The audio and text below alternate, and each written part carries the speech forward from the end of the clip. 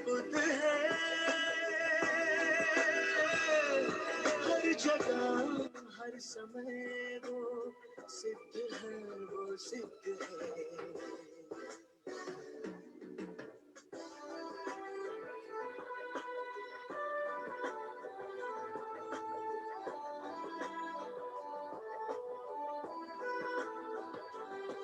मन में तुम्हारे बसता वो गुणवान है मन में तुम्हारे बसता वो गुणवान है सम्यक शिक्षा से करता जो शिलवान है अहिंसा की ताकत से जो बलवान है अहिंसा की ताकत से जो बलवान है वो बुद्ध है वो बुद्ध है वो बुद्ध है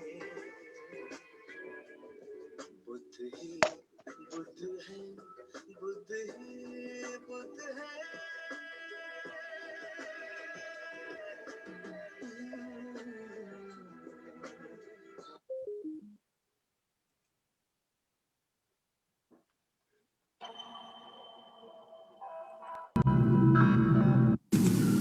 आपने बहुत सारी कहावतें सुनी होंगी मार के ऊपर।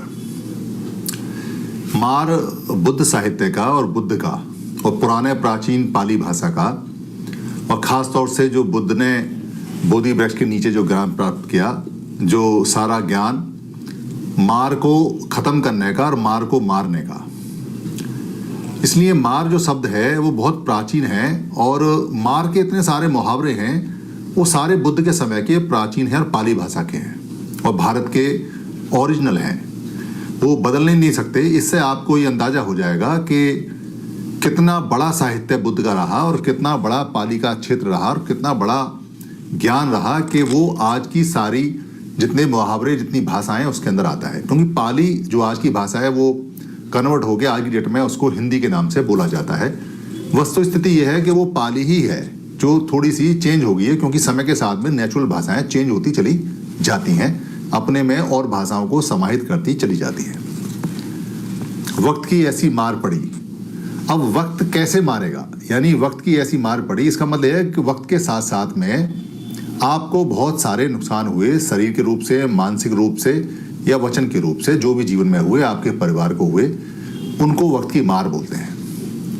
कहते उसने मुझे मारा, तो मारने का यहाँ बहुत सारे शब्द आते हैं। जैसे मार शारीरिक रूप से भी है या वचनों से मार होता है। जैसे कहते हैं कि वो तो बात मार के चली गई या वो बात मार के चला गया।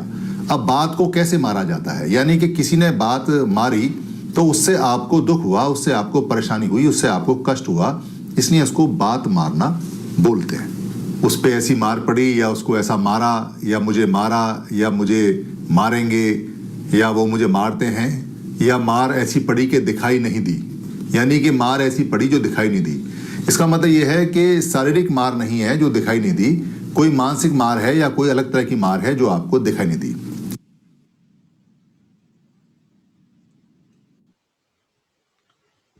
नमो बुद्धाय, जय भीम सभी साथियों को जो हमारे आज दम्मा वेव के जो पेज से लाइव हो चुके हैं।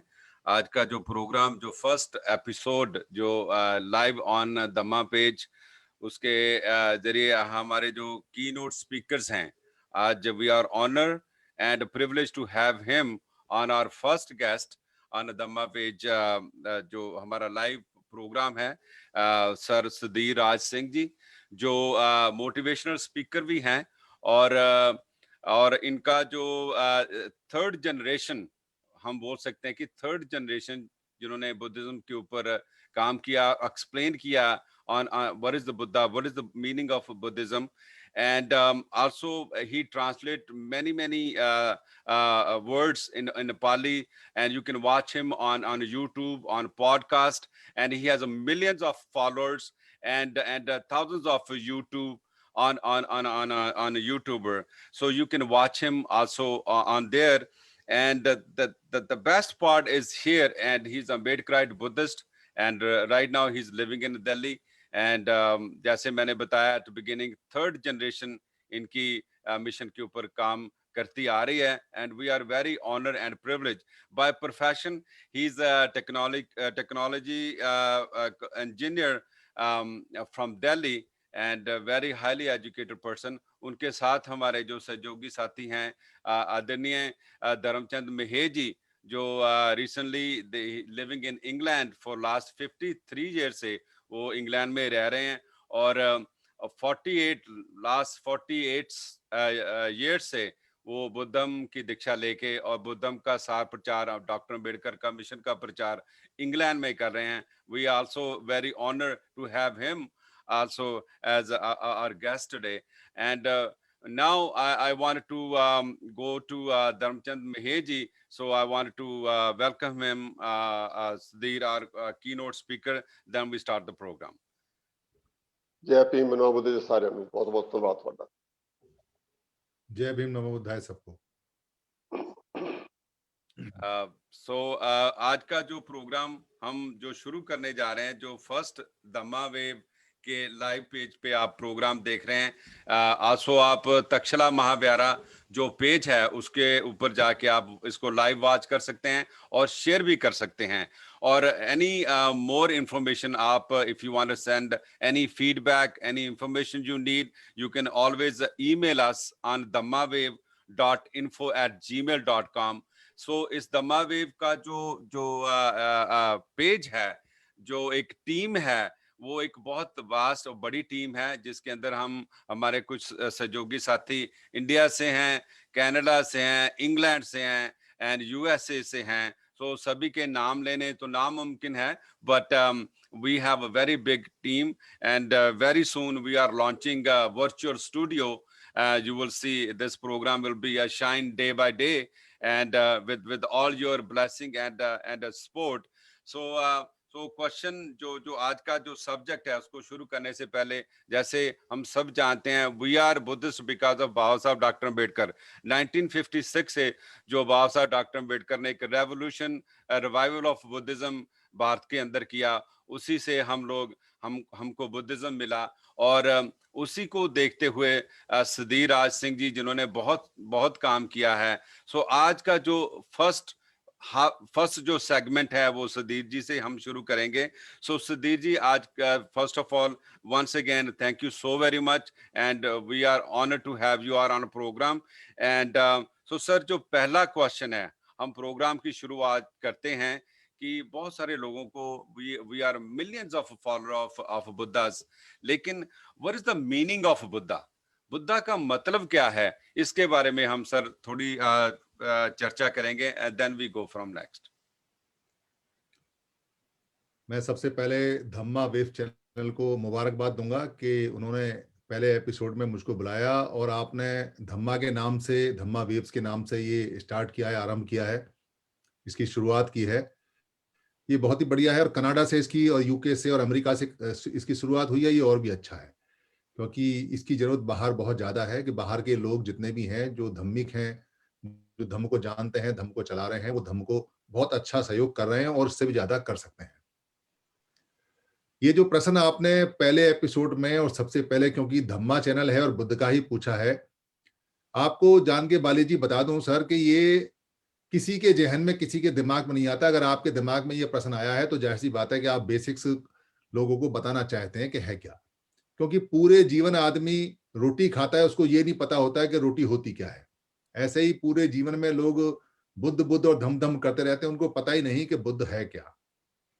दरअसल बुद्ध जो बना है शब्द पाली का पुराना शब्द है, भगवान बुद्ध से भी पहले का है। मैं यहाँ भगवान बुद्ध भी कहूंगा, भागवान बुद्ध भी, भंगवान बुद्ध भी कहूंगा और भागवान बुद्ध भी, यानी कि बुद्ध के बहुत सारे नाम है, ये सारे ही नाम बुद्ध के हैं। तो इसलिए बहुत सारे लोग इसको ऐतराज करते हैं कि भगवान क्यों कह रहे हैं। दरअसल ये भंगवान है और यह भागवान है। भाग मतलब पार्ट और भंग माने जो डिस्ट्रॉय करते हैं, भंगवान जो दुखों को डिस्ट्रॉय करते हैं, अपने दुखों को डिस्ट्रॉय किया। तो ये जो बुद्ध शब्द है ये दरअसल बुद्ध से पहले का है, यानी पहले से ही ये शब्द है। ऐसा नहीं है कि बुद्ध ने बुद्ध बनने के बाद में ये शब्द इजाद किया या पैदा किया या उन्होंने डेवलप किया या बनाया। ये दो शब्दों से बनकर बना हुआ है। ये बोधि और धम्म से बन के बना हुआ है। यानी अगर बोधि और धम्म दो शब्दों को मिला दें तो जो इसको प्राप्त करता है उसको बुद्ध बोलते हैं। दो शब्दों से मिलके बहुत छोटा है मगर इसका मतलब बहुत गहरा है। यानी कि अगर जैसे बाली जी ने बोधि प्राप्त कर ली और बोधि प्राप्त कर ली धम्म की तो वो बुद्ध हो गए। मगर बोधि क्या है यहाँ, क्योंकि बोध और बोधि दो शब्द हैं। बोधि का मतलब होता है हाईएस्ट नॉलेज, यानी उसके बाद में नॉलेज है नहीं, और बोध का मतलब है कि आप लगातार जानकारी प्राप्त करें, आपको बोध हो रहा है, आपको जानकारी हो रही है, आपको ज्ञान हो रहा है।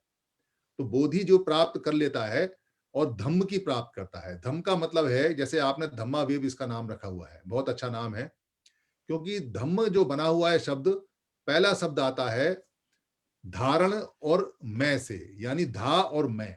पाली के अंदर धा का मतलब होता है धारण करना और मैं का मतलब होता है मुझसे या मेरा या मुझको, यानी कि जो मैं धारण करता हूं उसको धम्म बोलते हैं, और जो धम्म को धारण करता है सबसे ऊंची अवस्था में उसको बुद्ध बोलते हैं। तो दुनिया में बुद्ध का मतलब बहुत छोटा है, मगर बुद्ध का मतलब होता है कि हाईएस्ट नॉलेज जिसने अपनी धारण की हुई है, जो उसको एक्वायर किया हुआ है, जो उसको जानता है, जो उसके बारे में अच्छी तरह से समझ रखता है, जिसने उसको प्राप्त किया है, उसको बुद्ध बोलते हैं। इसलिए बुद्ध जो नाम है सारी भाषाओं में बुद्ध ही बोला जाता है। कुछ लोग जैसे आपके यहाँ इसको बुढ़ा बोल देते हैं क्योंकि वो इंग्लिश में बोलते हैं तो नहीं बोल पाते, जो इंग्लिश लोग हैं या बाहर के लोग हैं वो बुढ़ा करते हैं या बुद्धा करते हैं। वैसे शुद्ध नाम इसका बुद्ध है। बुद्धा बाद में किया गया है क्योंकि पाली के अंदर जो बुद्धा है, बुद्धा का मतलब है बहुत सारे बुद्धा, और बुद्धों का मतलब है एक बुद्ध। यानी अगर मैं यहाँ ये बोलूंगा, जैसे आप बाली जी हैं, तो आपको अगर मैं बोलूं कि आप जो बाली हैं आनंद बाली, तो आनंदो अगर बोलूंगा तो एक आनंद हो गए, और आनंदा अगर बोलूंगा तो बहुत सारे आनंद हो गए। ऐसे ही अगर मैं बुद्धो बोलूंगा तो एक बुद्ध, और बुद्धा बोलूंगा तो बहुत सारे बुद्ध हो गए। वहां से ये शब्द बुद्धा उन्होंने लिया गया है। जी जी। धर्म महेशा, if you have any question you go ahead please. हाँ, सुधीर राज सिंह जी, अभी मेरे दिमाग में है कि जैसे आपने बुद्धा का मतलब हमको समझाया है, अगर साथ आप ये भी बता दें कि धर्म और धम्म में क्या फर्क है। ये बहुत बढ़िया आपने क्वेश्चन पूछा है। ये लाजवाब क्वेश्चन है, क्योंकि हमारे दरअसल क्या है कि बाबा साहब अम्बेडकर ने हमको ना सिर्फ इंट्रोडक्शन दिया। अगर बाबा साहब अम्बेडकर 2-4 साल जीवित रह जाते तो वो बहुत कुछ दे जाते, तब हमें इतनी मेहनत करने की आवश्यकता नहीं होती और हम इतने लेट भी नहीं होते। और ये जो भ्रांतियां फैली हुई हैं छोटी छोटी बातों की, ये हमारे लोग बड़े इस पर तकरार करके समय खराब करते हैं। दरअसल पाली भाषा में और भारत के अंदर जो प्राकृतिक नियम है, जो घटना घटती है, यानी कॉज एंड इफेक्ट जो बोलते हैं, वो धम्म है। पाली के अंदर धम्म है, और पाली के अंदर यानी हमारी पुरानी भाषा में आधा रे नहीं है।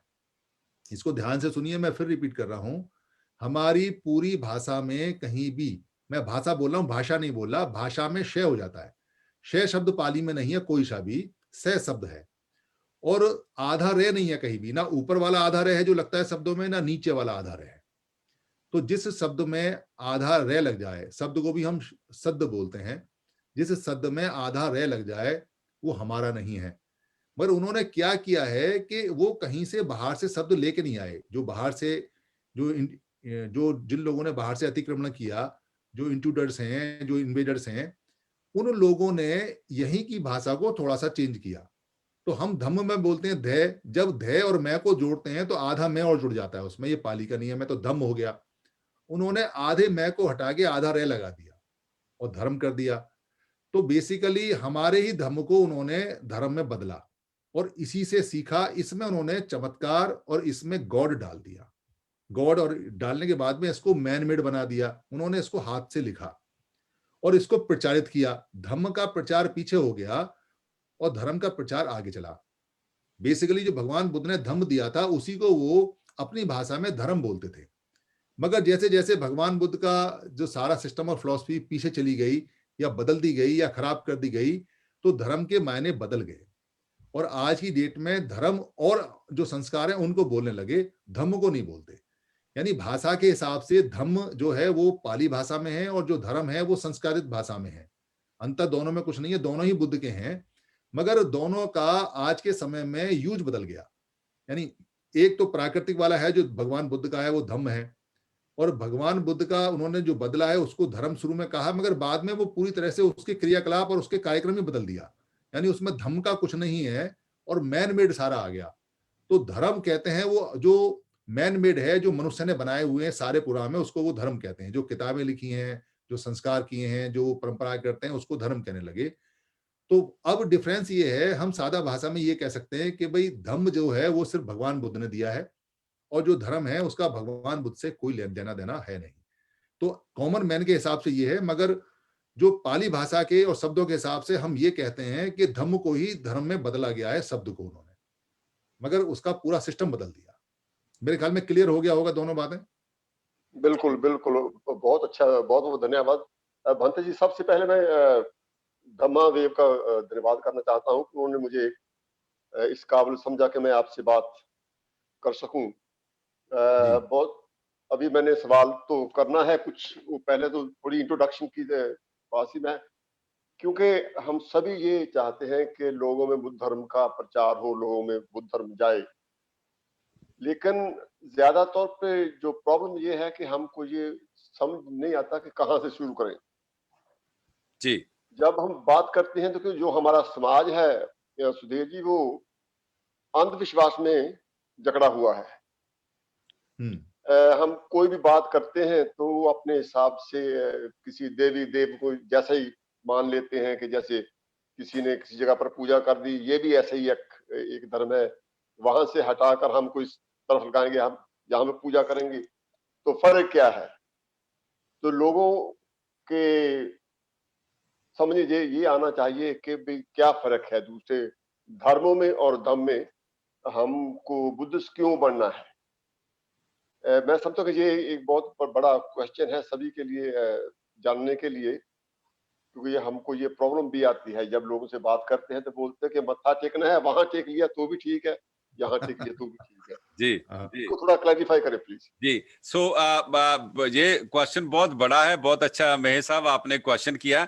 जैसे हमने शुरुआत इसको जो प्रोग्राम की शुरू का बात की कि बुद्ध क्या है, उसके बाद हमने धम्म क्या है, धम्म और धर्म में क्या अंतर है, इसकी हमने व्याख्या की है। उसके साथ जो महेश साहब का क्वेश्चन है उसको हम सेकंड में लेंगे। तो उसका थर्ड जो अपना जो सीक्वेंस है, जो वो है संघ क्या है, संघ का मीनिंग क्या है। तो उसके बाद में आप प्लीज उसको जो महेश साहब का क्वेश्चन है उसको कंटिन्यू करेंगे। लेट्स गो विद द संघ फर्स्ट। देखिए, धम्म धम्म सबसे बड़ा होता है, बुद्ध से भी बड़ा धम्म होता है। कोई अगर ये कहे कि बुद्ध से बड़ा क्या है तो धम्म है, क्योंकि बुद्ध आते जाते रहेंगे। धम्म होगा तो कोई बुद्ध बनेगा, अगर धम्म नहीं होगा तो बुद्ध नहीं बन सकता। यानी कि जिसको धम्मी प्राप्त नहीं होगा, वो बोधि प्राप्त नहीं होगी, तो धम्म वो बुद्ध कैसे बनेगा। और धम्म पूरे नेचर में, यूनिवर्स में लगातार चलता रहता है। यानी जो नेचुरल प्रोसेस है वो चलते रहते हैं, सारे मटेरियल के अंदर चलते रहते हैं, वो धम्म है, वो धम्म है। और जो धम्म का अधिकतम ज्ञाता है वो बोधि प्राप्त करता है, वो बुद्ध है। बड़ा सिंपल है। और जो ऐसे लोगों का अंग होता है, से माने होता है निज और अंग माने होता है पार्ट, यानी कि जो सेल्फ बहुत सारे लोगों का ऐसा पार्ट बनता है, उसको संघ कहते हैं। यहाँ भगवान बुद्ध ने एक बात नहीं कही है जो उस समय अंडरस्टूड थी। यानी आज के समय तो हम कह सकते हैं कि हमको लगाना चाहिए। आपने ध्यान दिया होगा कि उनकी अधिकतर बातों में सम्यक शब्द लगता है, सम्मा। हाँ, सम्यक संबुद्ध है, यानी सम्मा संबुद्ध बोलते हैं। पाली के अंदर ये शब्द है सम्मा, और संस्कृत भाषा में है सम्यक। इसका मतलब होता है राइट और प्रॉपरली, यानी बिल्कुल सही और बिल्कुल अच्छी तरह से जो होता है उसको कहते हैं। ये पॉजिटिव शब्द है। जैसे चाकू का इस्तेमाल सम्यक होना चाहिए, असम्यक नहीं होना चाहिए, सम्मा होना चाहिए, असम्मा नहीं होना चाहिए। यानी चाकू जब भी कोई काम करे तो किसी का फायदा होना चाहिए, किसी के पेट में नहीं घुसना चाहिए, और पेट में भी अगर घुसे तो तब घुसे जब उसके पेट में से फोड़ा निकालना हो, वैसे ना घुसे। तो इसका मतलब ये है कि क्या बोलते हैं, जो भगवान बुद्ध हैं वो अपने हर चीज में एक वो जानते थे कि ये बदमाश लोग बाद में ना इसको खराब करेंगे तो असम्मा कर देंगे, तो उन्होंने सम्यक लगाया। संघ में उन्होंने सम्यक नहीं लगाया, अंडरस्टूड था। धम्म में, धम्म तो हमेशा पॉजिटिव ही होता है, यानी धम्म जब भी होगा पॉजिटिव होगा, धम्म हो नहीं सकता। तो होना चाहिए था ये सम्मा संघ, यानी सम्यक संघ। तो वो खाली सम्मा संघ को संघ ही बोला करते थे। तो संघ का मतलब है कि जहां उन जैसे प्रशिक्षित अच्छे लोग, पॉजिटिव लोग, समझदार लोग और जो बिल्कुल प्योर लोग थे, उनके सारे अंग वहां हैं, यानी निज के अंग हैं। उस पूरे समूह को संघ बोलते थे। तो पूरा समूह जो होता था, स माने निज और अंग माने उसका पार्ट, तो वो सब धीरे धीरे करके बना। क्योंकि भगवान बुद्ध अकेले थे तब तक समूह नहीं बना, जब 2 लोग हो गए तो समूह बना, जब ज्यादा हो गए तो फिर समूह बना। संघ एक ही था। अभी तो संघ आप देखेंगे बहुत सारे संघ बने हुए हैं, क्योंकि जो हमारे भिक्खु हैं विनय के नियम का पालन पूरी तरह से नहीं करते हैं। जिस दिन वो विनय के नियम का पूरा पालन करेंगे तो उनको मजबूर होकर एक संघ बनाना पड़ेगा, या सारे जो उपासक है उनको कहना पड़ेगा कि भिक्खु अपना एक संघ बनाइए। भगवान बुद्ध के संघ बहुत नहीं हो सकते, तो संघ उसको बोलते हैं। जी जी। So let's go with Mahesh Sahab का जो क्वेश्चन है कि हम हर एक जो व्यक्ति जो अम्बेडकराइट बुद्धिस्ट है उसकी एक चिंता है, उसकी एक वरिड है, जैसे महेश साहब ने बोला कि हम इसका आकार कैसे बढ़ाएं, इसको कैसे आम जो उपासक हैं उनके पास कैसे लेके जाएं, सरल भाषा में उसको कैसे समझाएं कि this is the only path who can save us, who can save us and who can save Bharat. नहीं, उनका जो मेन प्रश्न है वो बड़ा जबरदस्त है। वो ये कह रहे हैं कि हम जब किसी आदमी के पास जाके ये कहते हैं कि आपको बुद्धिस्ट फिलॉसफी को फॉलो करना चाहिए, तो वो कहता है कि मत्था इत्थे टेको या मत्था उत्थे टेको, की हाँ फर्क जी, हाँ पैंदा जी, है। जी। वो कह रहे हैं की फर्क पैंदा है, जब इधर भी मत्था टेकना तो इसमें क्या दिक्कत है। ये बात बिल्कुल ठीक है। दरअसल क्या है कि मैं नाम भूल गया आपका, महेश था ना? हाँ जी, हाँ जी, धर्मचंद महेश जी। हाँ, महेश जी। एक, क्योंकि बाबा साहब अम्बेडकर हैं नहीं, और हम सब लोगों को ही पढ़ पढ़ के इसको सीखना और आगे बढ़ाना है। दुनिया के अंदर 2 ही विचारधारा चलती हैं। जब आप कहीं किसी को बताएं या खुद एनालिसिस करें तो आप ये पाएंगे कि सिर्फ 2 तरह की विचारधारा हैं। 2 तरह की विचारधारा के अलावा अगर तीसरा व्यक्ति है तो वो ये अपने आप को ये कहता है कि मैं दोनों विचारधाराओं से अलग हूं, मेरा कोई लेना देना नहीं है दोनों विचारधाराओं से। एक विचारधारा है जो ये कहती है कि ओम ओम ओम भुट्ट, और क्या बोलते हैं, चमत्कार मारा, एक फूंक मारी, और क्या बोलते हैं, आंख बंद करो और सब ठीक हो जाएगा, चिंता मत करो। आप अपनी सारी चिंता, सारी परेशानी कहीं किसी गॉड के नाम छोड़ दो। आप बस गॉड ही संभालेगा, गॉड ने सब कुछ किया है, गॉड ही क्रिएटर है, गॉड ही सब कुछ करता है, और गॉड सही है वो। और दूसरी विचारधारा है जिसमें गॉड का जिक्र ही नहीं है, मतलब जिक्र भी नहीं है, ईश्वर का या गॉड का जिक्र नहीं है, चमत्कार का जिक्र नहीं है। ये 2 विचारधाराएं, और आपको जानकर ताज्जुब होगा कि जितने भी इंटेलेक्चुअल्स हैं, पढ़े लिखे हैं पूरी दुनिया में, वो दूसरी वाली विचारधारा को फॉलो करते हैं कि ना जिसमें चमत्कार है और ना जिसमें गॉड है। वो अगर गॉड की मान्यता देते भी मानते हैं तो अपना व्यापार चलाने के लिए, अपना बिजनेस चलाने के लिए, अपने फॉलोवर के लिए मानते हैं उनके सामने। मगर बंद कमरे में आप उनसे बात करेंगे तो वो कहते हैं कि गॉड है ही नहीं, हम जानते हैं गॉड नहीं है। तो यहाँ जो लोग हैं जब ये कहते हैं कि मत्था इधर टेकना है या उधर टेकना है, तो उनको स्पष्ट ये बताना पड़ेगा कि ये जो भगवान शब्द है, ये भगवान का मतलब क्या है, भगवान का मतलब क्या है, और कहीं और अगर आप जा रहे हो तो क्या है। पूरी फिलॉसफी के अंदर सबसे मेन बात यह है कि बुद्धा की फिलॉसफी में पूरे साहित्य में एक सिंगल चमत्कार और सिंगल गॉड या ईश्वर का जिक्र भी नहीं है, मतलब डिनायल भी नहीं है। डिनायल हो, कहीं उन्होंने मना किया हो या जिक्र कहीं आया हो, किसी ने पूछा हो, वैसा भी नहीं है। तो सबसे बड़ा अंतर तो इसमें ये है। दूसरा अंतर ये है कि बुद्ध जो है वो हिस्ट्री है, बुद्ध भारत की हिस्ट्री है, और हिस्ट्री बुद्ध से स्टार्ट होती है। पूरी दुनिया में जो भारत में हिस्ट्री स्टार्ट होती है, ये लिखित में है, इसकी क्या बोलते हैं सब चीजें मिलती हैं, इसके साक्ष्य मिलते हैं, इसके प्रूफ मिलते हैं, इसका टाइम मिलता है, इसके समकालीन चीजें मिलती हैं, इसकी एजुकेशन मिलती है, और इसके जितने चिन्ह छोड़े हुए हैं वो मिलते हैं, और इसके लोग मिलते हैं, सारे जितने लोग हैं वो सारे मिलते हैं। और अशोक ने तो 84,000 पत्थरों पर खुदवा के किताबें छपवा के लगवाई हुई है। और किसी चीज का जहां मत्था टेकना है आपने, वहां का कुछ नहीं मिलेगा। और अगर कोई संत है, कोई महापुरुष है बुद्ध के बाद का, और अगर उसने कोई फिलॉसफी दी है और वो फिलॉसफी समानता पे आधारित है, सब पे आधारित है, तो आपको ये ध्यान देना पड़ेगा कि वो मिक्स तो नहीं हो गई है। अगर उसमें चमत्कार और गॉड मिक्स हो गया है और वो चमत्कार गॉड है, तो वो करप्ट हो गई है। और वो अगर करप्ट हो गई है तो वो उसी फिलॉसफी में चली गई। यानी कि दो तरह की फिलॉसफी है, गॉड वाली या चमत्कार वाली, या जिसमें जिक्र नहीं है। तो आपको लोगों को, आपको खुद भी देखना पड़ेगा कि जिसके आगे ये मत्था टेक रहे हैं उसके अंदर ईश्वर और चमत्कार तो नहीं आ गया है। तो बाबा साहब अम्बेडकर ने, या जो पढ़े लिखे लोग पूरी दुनिया में है, अब तो धम्म बहुत तेजी से फैल रहा है, खासतौर से यूरोप के अंदर, ऑस्ट्रेलिया के अंदर, या कनाडा के अंदर, या अमेरिका के अंदर बहुत लोग तेजी से धम्म को, हम धम्म को इतना नहीं सीख पा रहे हैं क्योंकि उनको सीखने की लगन तगड़ी है और वो इसका एसेंस ही निकाल रहे हैं। वो ना तो मोमबत्ती जलाते हैं, ना वो कहीं मत्था टेकते हैं, क्योंकि भगवान बुद्ध ने कहीं भी मत्था टेकने के लिए कहा ही नहीं है। मत्था टेकने का पूरी फिलॉसफी में कोई जिक्र ही नहीं है। लोग आते थे, उनको नमस्कार करते थे, अपनी समस्या पूछते थे और चले जाते थे। जो कहते हैं कि पदीक्षा करना है, यानी पदीक्षा का मतलब होता है कि जो उन्होंने बात कही है, जो उनके चिन्ह हैं, उनको देखना है, यानी जो एजुकेशन उन्होंने दी है उसे देखना है। पदीक्षा का मतलब हो गया, लोगों ने कहा कि पैरों को देखो। अरे भगवान बुद्ध जैसा आदमी महेश जी ये थोड़ी कहेगा कि मेरे पैरों को देखो।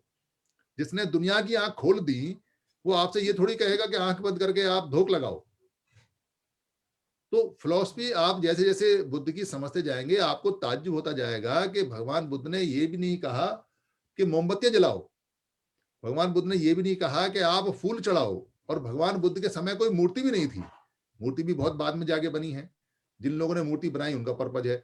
और जो मूर्तियां बनी हैं वो कोई नहीं जानता कि ये बुद्ध की मूर्ति है भी या नहीं है, क्योंकि बुद्ध जहां पैदा हुए हैं वो वातावरण है बिहार का आज के समय, नालंदा का, राजगीर का, कपिलवस्तु का यानी नेपाल का। और वहां के जो लोग हैं गर्मी की वजह से काले और छोटे होते हैं। और नस्ल जो है, यानी जो ब्रीड है वो बुद्ध की प्योर है। वो जो साक्य वंश है, यानी साक्य वाली जो गोत है वो प्योर है। और साक्य के जितने लोग हैं वो सारे उसी एटमॉस्फेयर में काले और छोटे हैं। और बुद्ध को इतना खूबसूरत, लंबा चौड़ा, अंग्रेज जैसा बना दिया, इतना इतना बढ़िया बना दिया। और बुद्ध किसान थे, वो तो खेती 11 साल की उम्र में उन्होंने खेत में हल चलाए हैं अपने में और मेहनत की है उन्होंने। और वहां ना कोई एसी है, ना कोई वहां पे ठंडा मौसम है, ना वहां पहाड़ है, तो कोई आदमी गोरा कैसे हो जाएगा? वहां एटमॉस्फेयर कहता है गोरा कैसे हो जाएगा? तो ये बातें जब किसी फिलॉसफी को खत्म करना हो तो उसको व्यक्तिवाद पे आधारित कर दीजिए। और व्यक्तिवाद को, व्यक्ति को इतना ऊंचा बना दीजिए कि लोग व्यक्ति का गुणगान करें, बाकी उसकी फिलॉसफी का गुणगान ना करें, उसे भूल जाएं। यही उन्होंने बुद्ध के साथ किया।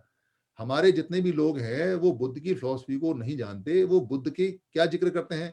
कान लंबे हैं, ऊपर बाल रखे हुए हैं, इतने सुंदर हैं, इतने बढ़िया हैं, कैसे बैठे हैं, बस धूप लगाए चल दिए, हाथ जोड़े चल दिए। तो बुद्ध ने आम आदमी के लिए, अब मैं आपके प्रश्न पे आता हूं मेन, कि हमें क्यों इसको मानना चाहिए। बुद्ध ने मेरे जैसे आदमी के लिए, आपके जैसे आदमी के लिए, या बाली जी जैसे आदमी के लिए सिर्फ 5 बातें बताई हैं करने के लिए। आपको ताज्जुब होगा, 5 से छठी बात नहीं बोली उन्होंने करने के लिए। कह रहे गृहस्थ के लिए सिर्फ 5 बात करनी है, और जब कभी ज्यादा मन करे तो बिहार में आके 8 बात करनी है बस, जिसको उपोषण बोलते हैं, 8 सील बोलते हैं। और उन्होंने सील दिए 5 सील पूरी दुनिया में फेमस है। उन्होंने कहा जो 5 सील अपनाएगा वो पूरी फिलॉसफी को समझ जाएगा, पूरी फिलॉसफी उसके अंदर आती है। वो 5 सील ही हैं सारे हमारे करने के लिए। हम 5 सील तो अपनाते नहीं कभी, ना ही उस पर चलते हैं, ना ही उन्हें मानते हैं। बड़ा टेढ़ा काम है उन 5 सीलों को मानना आपको पता है। बाकी हम बुद्ध की मूर्ति पे पूरी चर्चा कर जाते हैं, और बुद्ध के जो आडंबर लोगों ने पैदा कर दिए उसी में उलझ के रह जाते हैं। यानी हमको खत्म करने के लिए उन्होंने अपने जैसे ही आडंबर हमको पकड़ा दिए। आपको जानकर ताज्जुब होगा कि कोई आपको ये नहीं बता सकता कि मोमबत्ती जलनी स्टार्ट कब हुई हैं और किसने की है। बुद्ध ने तो कहा नहीं। भिक्खु भी नहीं बता सकता आपको कि भाई ये मोमबत्ती जला क्यों रहे हो आप, या ये फूल माला क्यों चला रहे हो, या ये जो धागा बांधने की परंपरा है ये भिक्खुओं की परंपरा है तो गृहस्थ में क्यों लेके आए हो। धागा बांधने की परंपरा बुद्ध ने उस समय बनाई थी जब वो पढ़ाते थे सबको, तो बाहरी आदमी अलाउ नहीं था उस समय। वो प्रश्न आंसर होते थे उस समय, उस प्रश्न आंसर के लिए वो एक बाउंड्री बनाते थे, एक लकीर खींचते थे। तब धागा भी नहीं था, लकीर खींचा करते थे कि भाई इस बाउंड्री में कोई बाहर का बंदा ना आए, यहाँ हम भिक्खुओं को पढ़ा रहे हैं, भिक्खुओं के प्रश्न चल रहे हैं, उनकी कुछ पर्सनल बातें भी हैं जो बाहर पब्लिक में नहीं जानी चाहिए, तो वहां से चली हैं। तो कैसे पीपल के पेड़ के पत्ते लेके वो आते हैं? कोई बुद्ध ने स्टार्ट नहीं किया कि पीपल के पेड़ के पत्ते, क्योंकि बुद्ध बरगद के पेड़ के नीचे भी रहे हैं, बुद्ध जामुन के पेड़ के नीचे भी रहे हैं, बुद्ध ये पीपल के पेड़ के नीचे भी रखे हैं, तो सारे पेड़ हैं। तो इसलिए आपको उनको बताना पड़ेगा कि भाई इसमें आपको मानसिक रूप से फायदा है, आपकी सेहत अच्छी बनेगी, आपके व्यसन छूट जाएंगे, इसमें आपको कहीं कोई ऐसा आडंबर नहीं करना है, और ये बिल्कुल प्योर फिलॉसफी है, आपके सारे प्रश्नों के जवाब देगी। बाकी और फिलॉसफियों में तो ये नहीं पता चलता कि इनकी शुरुआत कैसे हुई है और कहां से हुई है, या आई कैसे है। जी जी सुधीर जी, बहुत बहुत बढ़िया आपने बताया। I am satisfied with your answers, बहुत अच्छे हैं। इसके साथ मैं कुछ सोचता हूँ कि जो भी बातें आपने कही हैं वो तर्क है। बिल्कुल अगर सभी बातें हम तर्क से करें तो मैंने पढ़ा है कि 80% बुद्ध धर्म की आप बात कर रहे हैं, लेकिन मुझे थोड़ी शंका होती है कि जैसे आपने बोला कि क्या होना चाहिए और क्या हो रहा है। मैं इंडिया के बहुत से शहरों में गया हूँ, दिल्ली भी गया हूँ और यूपी, महाराष्ट्र, बिहार, नेपाल भी गया हूँ मैं। सभी जगह पर जो बुद्ध विहार है वहाँ मोमबत्ती भी जलाई जाती है और धूप भी जलाया जाता है और धागा भी बांधा जाता है। तो क्या मैं ये समझूं कि सभी भिक्षु गलत हैं? कोई तो सही होना चाहिए। बुद्ध गया में गया हूँ, वहाँ आपको भी पता है कि वहाँ हर मुल्क का अपना बुद्ध विहार है। मैं बहुत से बुद्ध विहार में वहां भी गया हूँ, लेकिन जो परंपरा है, कहा जाता है कि बुद्ध ने मूर्ति की पाबंदी लगाई है, बुद्ध पूजा नहीं होनी चाहिए।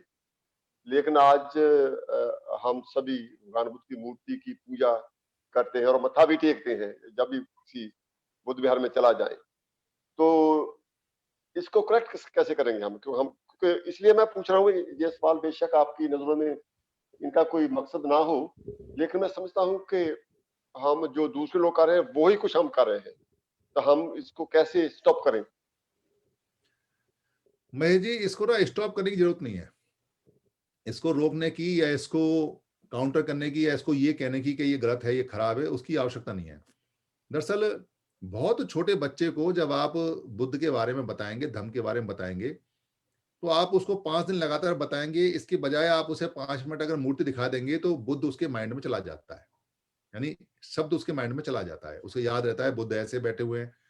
मगर अगर आप उस मूर्ति के बैठने के बारे में, मुद्रा के बारे में उसको बता देंगे तो फिर वो धम्म अच्छा सीखेगा। और अगर आप उसको ये बताएंगे कि तू नीचे झुक जा और बस काम खत्म हो गया और बाकी सवाल के जवाब आपके पास भी नहीं है, फिर वो भक्त बन जाएगा।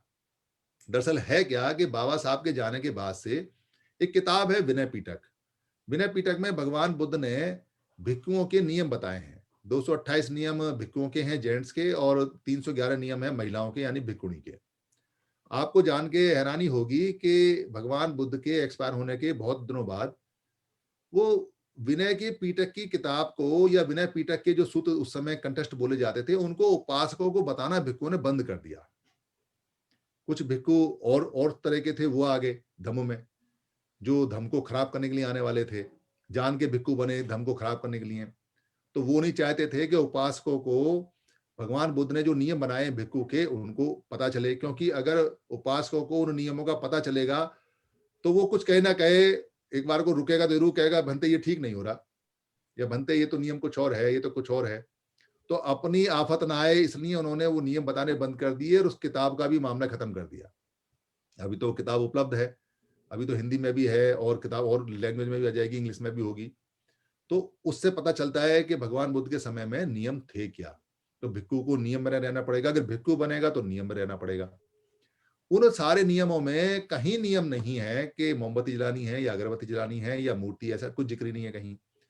मगर ये ट्रेडिशन उन लोगों ने बनाई है। देखिए, आप भी जानते हैं और सारे बुद्धिजीवी जानते हैं कि अगर आपके घर में आपका जो पुत्र है या आपकी पुत्री है वो आपकी खूब स्तुति करे, खूब माला चढ़ाए, खूब पूजा करे, खूब करे, और आपकी बात ना माने, तो आपका तो होना ना होना बेकार है। अगर वो खूब तो आपकी पूजा करे, अगरबत्ती जलाए और खूब हाथ जोड़े, दंडवत प्रणाम करे, चरण भी स्पर्श करे, घुटनों में लगा रहे पूरे दिन और कहे जी मेरे तो बस महेश जी है, महेश जी है, महेश जी, और महेश जी कहें जरा मेरे एक गिलास पानी लाकर देकर पानी लेके ना आए, तो क्या हो गया? उसको तो बेकार है, वो तो किसी काम का रहा ही नहीं।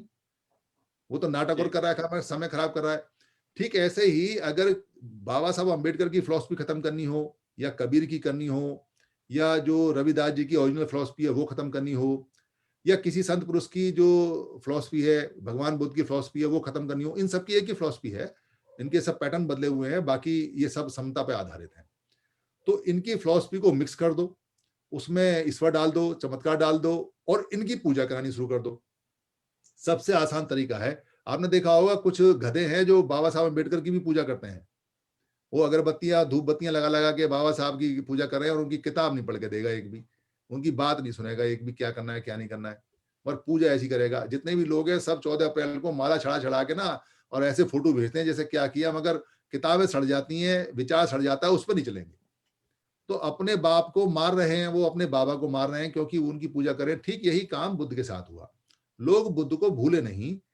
आप जगह जगह जाएंगे, पूरे पंजाब में, ईरान में, अफगानिस्तान में, या क्या बोलते हैं नेपाल में, या चीन के कुछ हिस्सों में, या बर्मा में, या थाईलैंड में, या क्या बोलते हैं श्रीलंका में, या इधर जो ये ऊपर कंट्री है, जहां भी जाएंगे जो पूरा पुराना भारत था, तो आप पाएंगे कि वहां बुद्ध के अवशेष उन लोगों में आज भी हैं।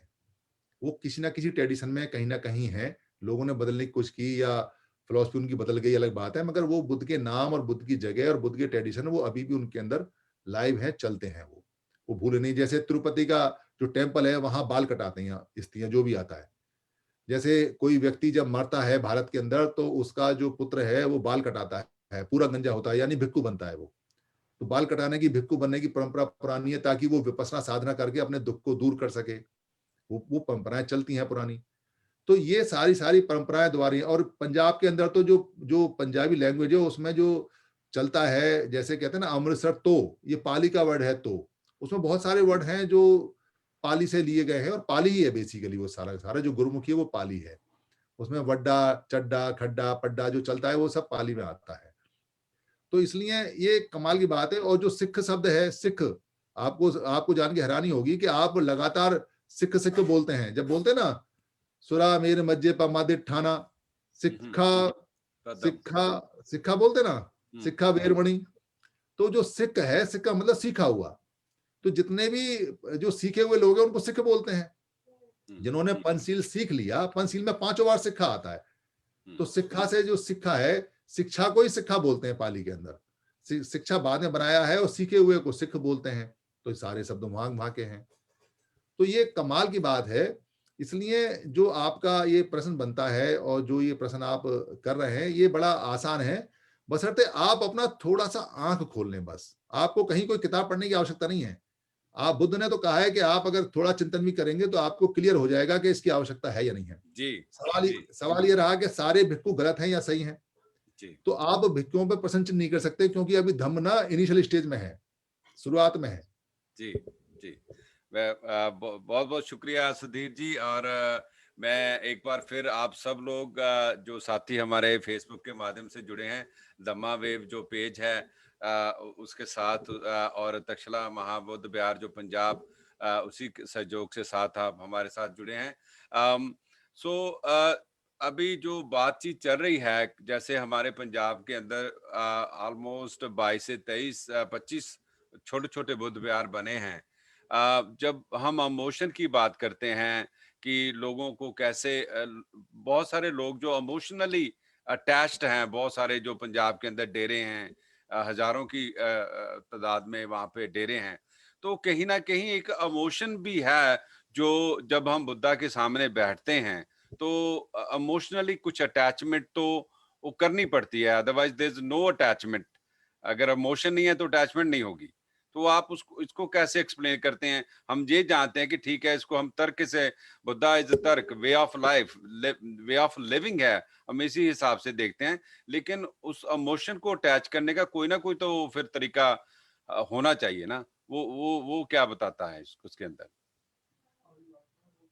दरअसल अशोक के समय में या बुद्ध और अशोक के बीच का जो समय रहा जब अशोक नहीं थे, तो लोग 5 सील पे आधारित चला करते थे और धम्मिक हुआ करते थे। उनको धम्मिक बोला करते थे और सब जगह धम्मा वेव भी चलती थी। जो आपने नाम रखा है धम्मा वेव, ये चारों तरफ धम्मा वेव चलती थी। लोग इतने शुद्ध और परिशुद्ध और प्योर थे, इतने ज़्यादा क्या बोलते खालसा थे कि वो कोई ऐसी चोरी-चकारी करते नहीं थे। 5 सील का पालन करते थे और ये लगातार पीढ़ी दर पीढ़ी चलता आ रहा था। कहीं कोई सुरा नहीं, कहीं शराब नहीं, कोई चोरी नहीं, व्यभिचार नहीं, लूट नहीं, हत्या नहीं, ये सारी चीज़ें बंद थी। ये चीज़ें मगर उनके कुछ क्रियाकलाप थे क्योंकि इसकी उन्हें प्रैक्टिस करनी पड़ती थी कि ये हम कैसे सीखेंगे, तो वो साधना करते थे। जैसे बुद्ध बैठे हुए हैं पीछे, ये एक साधना की अवस्था में बैठे हुए हैं। ये साधना ही वो सिखाया करते थे, जहाँ वो जंगल साफ करते थे और जंगल साफ करके इसमें बैठते थे लोग। इसको विपस्सना बोलते हैं। तो विपस्सना वो क्या करते थे? विपस्सना करना बेसिकली क्या होता है कि अपने शरीर को शुद्ध करने का एक प्रोसेस है। अब जो शरीर को शुद्ध करने का प्रोसेस है, वो भगवान बुद्ध ने डेवलप किया, उन्होंने ही निकाला। क्योंकि जैसे आपका कपड़ा मैला होता है, वैसे ही आपका मन भी मैला होता है। जी। कहीं आपने चोरी का मन किया, कहीं आपने व्यभिचार का मन किया, तो मन मैला हो गया।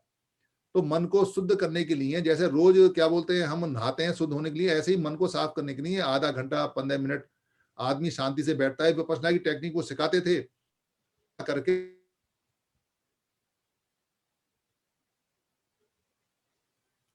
सुधीर जी आपका आवाज नहीं आ रही? हाँ, थोड़ा हो गया था। गो अहेड, आप दोबारा रिपीट कर दीजिए प्लीज। अच्छा, कहाँ से कर रहा था? हाँ, सुधार की बात कर रहे थे आप। हाँ, तो पुराने समय में जैसे कपड़े मैले होते हैं, उनको साफ करते हैं डेली, जैसे आदमी गंदा होता है डेली अपने आप को साफ करता है, ऐसे ही जो मन है उसकी शुद्धिकरण का, उसको शुद्ध करने का जो तरीका है वो भगवान बुद्ध ने बताया। तो लोग वहां बैठकर जगह-जगह ये काम किया करते थे और ज्यादा शुद्धि के लिए वो 8वें दिन यानी 8वीं के दिन अष्टमी बोला करते थे। अष्टमी इसलिए फेमस है, तो 2 अष्टमी है या पूर्णमासी है या अमावस है, तो बिहार में जाके किया करते थे भिक्षुओं के साथ में। ये ट्रेडिशन परंपरा होती थी और यही ट्रेडिशन परंपरा उन्होंने जो नियम बनाए हैं, उन नियमों का वहां पे बाकायदा जो भाड़क होते थे, भाड़क का मतलब है कि जो इसको सुनाया करते थे, कथावाचक कह सकते हैं। तो कथावाचक उस बात को सुनाया करते थे, घर-घर जाके कथाएं होती थी बुद्ध की, जातक कथाएं और धम्म कथाएं। ये जो कथाओं का जो सिलसिला है, जो भारत में चलता है, ये भगवान बुद्ध का ही देन है। ये कथाएं उन्हीं की चलती हैं। अब उनकी कथाएं बदल के कुछ और कथाएं हो गई, मगर कथाओं का नियम वही है। बाद में जब ये चीजें डाउन होनी शुरू हुई, तो लोगों ने स्मृति में के हिसाब से या जानकारी के हिसाब से मूर्तियां बनाई, कुछ अच्छे विचार के साथ बनाई, कुछ खराब विचार के साथ बनाई। अच्छे विचार के साथ ये बनाई कि ताकि लोगों को याद रहे। तो आप ठीक कह रहे हैं कि बेसिकली लोगों को जुड़ने के लिए कुछ ना कुछ चाहिए, क्योंकि धम्म को एक साथ नहीं सिखाया जा सकता। अब बुद्ध ऐसे है नहीं और जो भिक्खु हैं वो हमारे पास इतने ट्रेंड है नहीं जो धम्म को सीधा बुद्ध के स्टाइल में सिखाएंगे। तो उनको धम्म तक लेके आने के लिए, यानी बच्चे को बुद्ध सिखाने के लिए और बड़े को ये सिखाने के लिए कि ये धम्म है, फिर उनको कोई छोटी किताब दी जाए, फिर बड़ी किताब, फिर वो प्रैक्टिस कराई जाए, तो उसमें टाइम लगता है। उसके लिए आवश्यक है कि वो बुद्ध विहार भी चाहिए, बुद्ध की मूर्ति भी चाहिए और उसमें आस्था हो, तो वो फिर जल्दी सीखेगा। मगर उसको साथ साथ ये भी बताते रहना है कि भाई इसमें और उसमें अंतर है। जैसे महेश जी कह रहे हैं ना कि भाई हम उस अंतर को कैसे बताएं, इसलिए अंतर बताना बहुत जरूरी है। अंतर नहीं बताएंगे तो वो ना इधर का रहेगा ना उधर का रहेगा, फिर उसकी स्थिति खराब हो जाएगी। जी जी। सो बुद्धिज्म में हम देखते हैं कि जब हम अपने आप को धमकी और जहाँ दम के अंदर चले जाते हैं, जैसे बाबा साहब डॉक्टर अम्बेडकर ने हमें दीक्षा दी और लाखों लोगों के साथ उन्होंने खुद भी दीक्षा ली और हम भी दीक्षित हुए, और उसके बाद हमें कोई कास्ट का जो उसके अंदर कोई लेना देना नहीं रहता, राइट? तो बुद्धा जो हैं वो जो कास्ट सिस्टम को कैसे कंडेम करते हैं? एक कमाल की बात है सर कि बुद्ध के समय में कास्ट का मतलब, कास्ट तो इंग्लिश का शब्द है, पाली का या भारत का शब्द तो है नहीं। तो मुझे नहीं पता कि इंग्लिश जो अंग्रेज लोग हैं उन्होंने जो डिक्शनरी में कास्ट बनाया उसका मतलब क्या है, क्योंकि सेक्शन बनाते या कुछ बनाते, मगर जो कास्ट का मतलब यहाँ चलता है भारत में, उसको मतलब चलता है जाति। जी। और बुद्ध के समय में जो जाति शब्द था, 2 शब्द थे, जाति और जात। और जाति और जात बहुत इंपॉर्टेंट शब्द थे।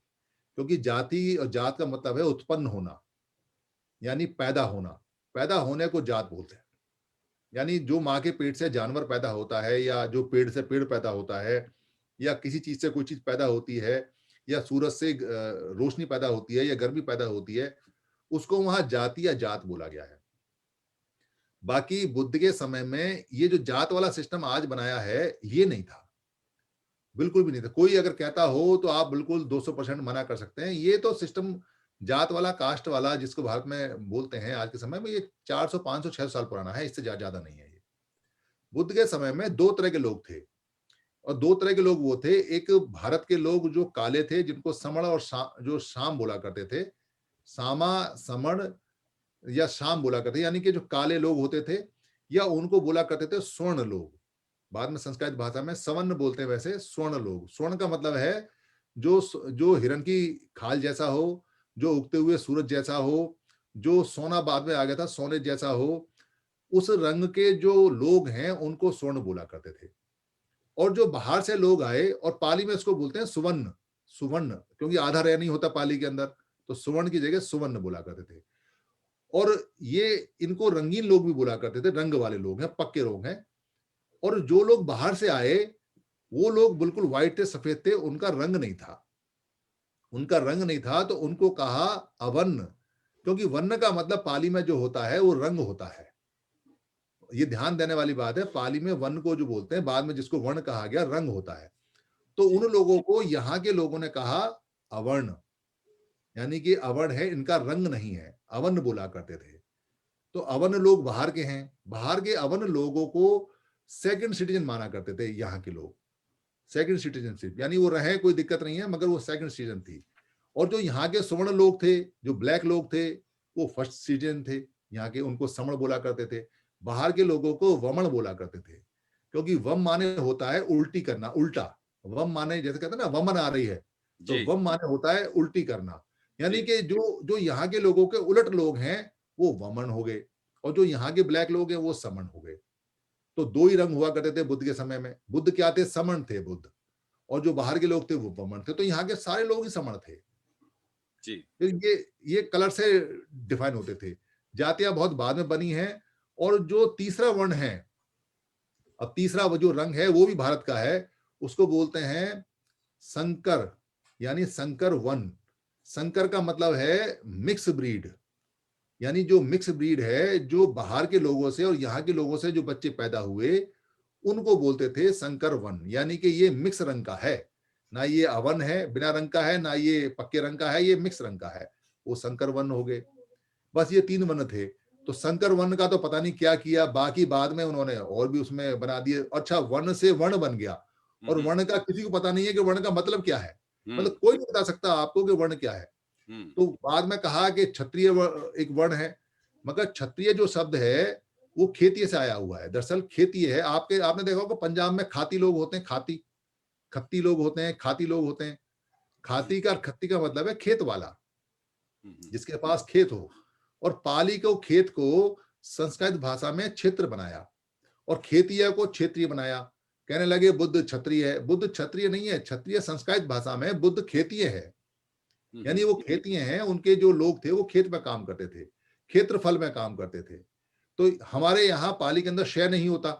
जब शय नहीं होता तो क्षेत्र कैसे बन जाएगा? क्योंकि क्षेत्र जो शब्द है वो आधे शय से बनता है। आधा से जब शय ही नहीं है हमारे यहाँ, तो क्षेत्र कैसे बनेगा? तो हमारा खेतीय मतलब है।